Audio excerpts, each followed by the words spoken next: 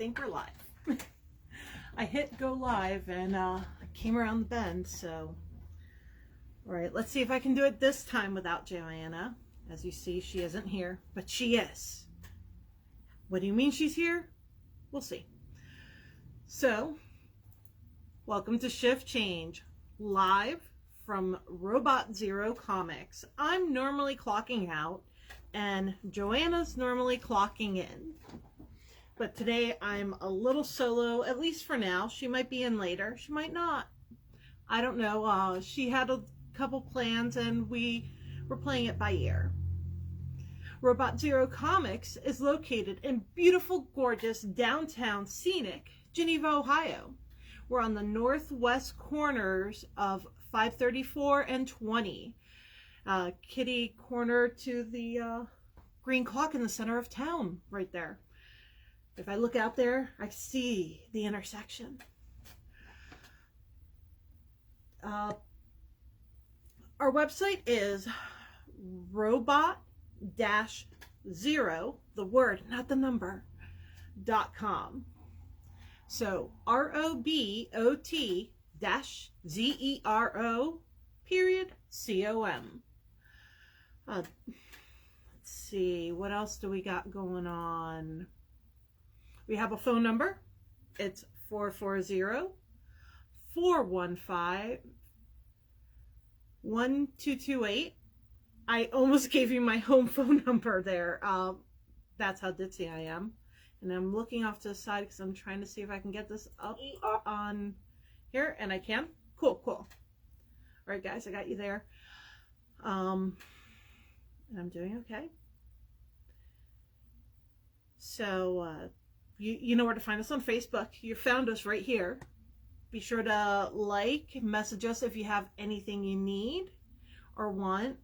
I have still not seen the Batman. Sorry, I've been busy. I don't think I'll see it until it hits HBO Max, which should be somebody told me it'll be on there March 19th. So if you're in the waiting for HBO Max camp like me, say hi. Yeah, without Joanna it's a little harder, isn't it? So why don't we just jump in to my choices this week? But first, let's have Joanna have her choice. Hi, everybody. I'm a drawing of Joanna. And this is really silly. But I don't even need to know. And I can tell you this would be her pick. My pick is Saga. If you're not reading Saga, you're missing out. Saga's the best. It's by a writer local to our area who has worked in comic book stores in our area. And yeah, I think he's worked in comic book stores, or am I mixing him up with the other dude? Well, whatever. Saga. It continues to be good. You get flashbacks to the time when that they skipped over because they skipped a whole bunch of years when they restarted this whole section. And there was a little flashback. And it was really good, and the art continues to be amazing because Fiona Staples is amazing. And yay. Read Saga. See, there's Joanna's pick. See, I told you she'd be here. She's going to kill me. All right, so let's get a little more serious. And honestly, guys, it's been quite a small few weeks, and I only had 4 comics in my pull this week. And so out of the 4, my favorite one this week was Robin. So they teased that he was going to do something at the end of the last issue, and he didn't do it. Which I'm kind of on the fence about. And I know that's a little bit of a spoiler, but what happens in this, what he agrees to do, floored me. Like, that's the last thing I thought he would actually do. So, he's back in Gotham. He's still, his mom and granddad were worried that he might still have some effects on him from the stuff his great-grandma was doing, because Robin became a whole Al Ghul family affair. And then at the very, very end, it feels like it was a total Wayne family moment. I don't want to spoil anything, but this whole issue, nothing that I was expecting. Nothing at all, guys. So, I highly, if you have not been reading Robin, everybody who's jumped on, who's come on board, has been enjoying it. We have quite a few subscribers, and you really should give him a chance. I know he's not the nicest Robin. He is maybe a little more easy to put up with than Jason Todd. But he's also the Robin with the most potential to grow and be good. Don't let the doomsayers say that he has that he's doomed to be bad. It isn't set in stone yet. Nothing's set in stone. There's still a future. So that is my comic recommendation for the week. And because I don't have any other comics to recommend this week, I'm going to recommend a couple graphic novels so you can come up to us and order. Because we don't have them in store right now, but just ask and we'll get them to you. We'll find them. So my first choice is National Book Award finalist by Noelle Stevenson. And it's Nimona. Nimona is this little lady here with the wings. And she comes to this guy who's the arch villain of the area and says, I'm your new sidekick. I've been assigned to you. And he's like, you're lying. And she's like, well, I am, but, you know, I want to be your sidekick. That's why I'm here. And he goes, okay. Eventually. The reason he picks her is the funniest reason in the world. But you find out as you go on that he used to be a good guy. He was poised to be a great knight. Except this guy won the tournament by supposed cheating. And the good guys are doing some not so good stuff. So it's one of those, like, the bad guy isn't as bad as everybody says. He is just, if he can't be a good guy, he only has the skills left to be a bad guy. And his childhood friend is also on the his opposing force, his rival. So that makes it easier for him to reconcile what's going on too, because, you know, he cut off his arm. That's why he has a little mechanical hand. Can you see his little mechanical hand over here, holding the sword? But it's really cute. Noelle Stevenson's also the lady that did Lumberjanes. It's a great all ages read, but I say adolescents to teens will really enjoy this. It's got nemesises, dragons, science, symbolism.